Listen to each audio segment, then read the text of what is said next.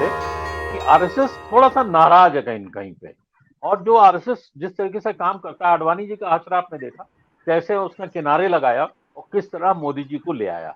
यह ऑपरेशन कितना गजब का था। अब क्या मोदी जी से वो नाराज दिख रहा है? जी।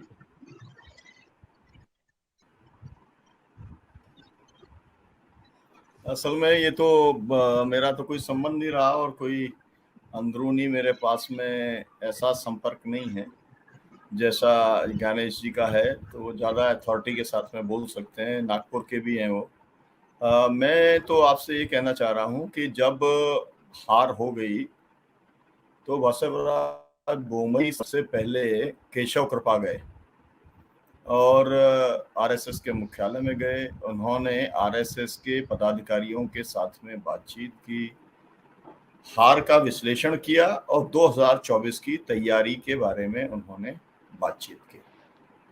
मतलब ये है कि उनका जो चीफ मिनिस्टर था, हार के बाद में उसको सबसे पहले संघ याद आया और उसको ये भी याद रहा कि 2024 में अगर कुछ भी हमें हासिल करना है कर्नाटक के अंदर, तो आरएसएस की जरूरत ही हमको होगी। और पूरी प्लानिंग है ना, ये बात है 13 मई की, है ना। 13 मई को मतलब उसी दिन नतीजा आ रहा था और उसी दिन वो वहां पहुंच गए, उसी दिन उन्होंने बातचीत कर ली। तो कितना महत्व दिया जाता है जो है भाजपा द्वारा आरएसएस को, ये बात इससे विदित होती है। अब इसके आगे हम अगर बढ़ें तो एक एमएलसी हैं वहां पर, एक एमएलसी हैं, उन्होंने एक प्रेस कॉन्फ्रेंस की थी। उनका नाम है श्री विश्वनाथ करके है, बीजेपी के एमएलसी एएच विश्वनाथ। उन्होंने बाकायदा प्रेस कॉन्फ्रेंस करके ये कहा था कि जो भारतीय जनता पार्टी है, नहीं, उन्होंने सीधा सीधा ये आरोप लगाया था कि आरएसएस के ऊपर आरोप लगाया था उन्होंने कि आरएसएस जो है वो विधायक तो चाहती है ओखलिगा और लिंगायत के, लेकिन उनको नेतृत्व नहीं देना चाहती और नेतृत्व अपने हाथ में रखना चाहती है। मतलब गैर लिंगायत और गैर ओखलिगा वो नेतृत्व उनके ऊपर थोपने का काम कर रहे हैं। और फिर उसने उदाहरण दिया था कि किस तरीके से सिद्धारमैया के खिलाफ में जो वी सोमैया को उतारा गया और जो एक अशोक जो है उनको उतारा गया वोकलिगा के जो बड़े नेता हैं उनके सामने। मतलब ये था कि आप एक तरीके से जो टॉप लीडर्स हैं, जो उभरते हुए नेता हैं, आप उनको सैक्रिफाइस करने का काम कर रहे हैं। तो अब आप सोचिए, ये भारतीय जनता पार्टी के एमएलसी हैं और बाकायदा प्रेस कॉन्फ्रेंस करके ये आरोप लगाते हैं। तो अब आप समझ ही सकते हैं कि ये आरोप अगर लगा देंगे तो इसका जो असर पड़ेगा, है ना, दोनों जातियों के ऊपर, जो मतलब एक का 17% है लिंगायत का, एक का 13%, या लोग कहते हैं ज्यादा है उससे वोकलिगा का।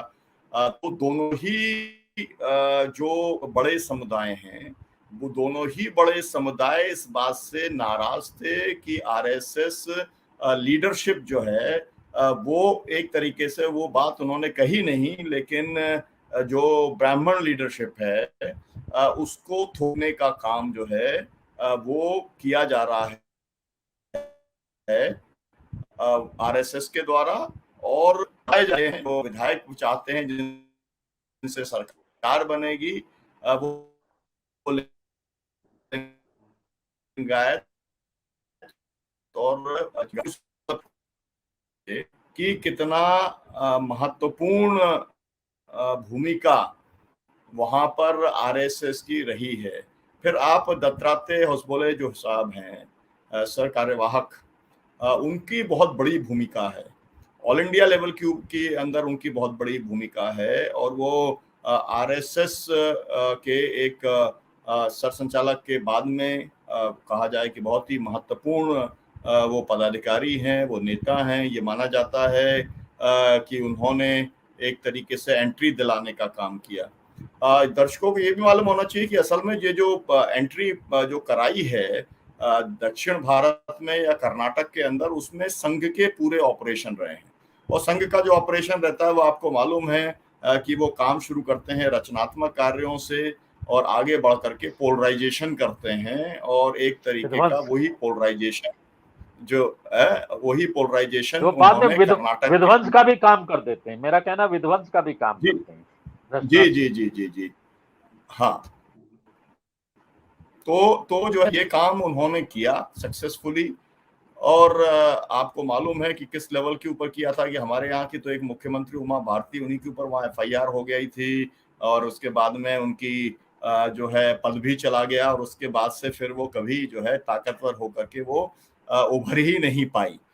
मतलब RSS के तमाम किस्म के ऑपरेशन जो हैं वो लगातार जो है वो चलते रहते हैं, और वही ऑपरेशन जो है अब ज्ञानेश्वर जी जो कह रहे हैं कि सोचा समझा ऑपरेशन है, तो RSS का और मोदी जी को के बीच का जो एक फ्रिक्शन है उसकी चर्चा बार बार होती रही है। मैं ये भी इसमें कहूंगा कि इस समय मोदी जी के खिलाफ में जो सबसे ताकतवर दो समूह काम कर रहे हैं, वो एक बजरंग का समूह है और एक समूह विश्व हिंदू परिषद का है। ये दोनों समूह आपके उत्तर प्रदेश के अमरीश जी योगी जी के साथ में है, और वो मोदी जी को रिप्लेस करके योगी जी को वो लाना चाहते हैं, और इसीलिए आपको मालूम है कि उसको कोऑप्ट करने के लिए बजरंगबली का नाम मोदी जी को लेना पड़ा। उन्हें ये बात समझ में आ गया कि ये बजरंगी मेरे पीछे लगे हैं, तो वो एक साथ एक तरफ तो वो बजरंगबली का नाम लेकर के वो पोलराइजेशन कर रहे थे, दूसरी तरफ जो इंटरनल उनका हिसाब किताब है वो अपना भी इंटरनल हिसाब भी वो सेटल करने का काम कर रहे थे। योगी जी के जो फॉलोअर्स हैं या योगी जी को जो एक तरीके से खुला समर्थन मिल रहा है, मतलब कि आप पूरी बुलडोजर संस्कृति और बिल्कुल खड़ा करके आप लाइव चला करके और आप असैसिनेशन करें, ये सब जो है पूरा इसका जो पूरा मैंडेट है वो इनके पास में इस समय है।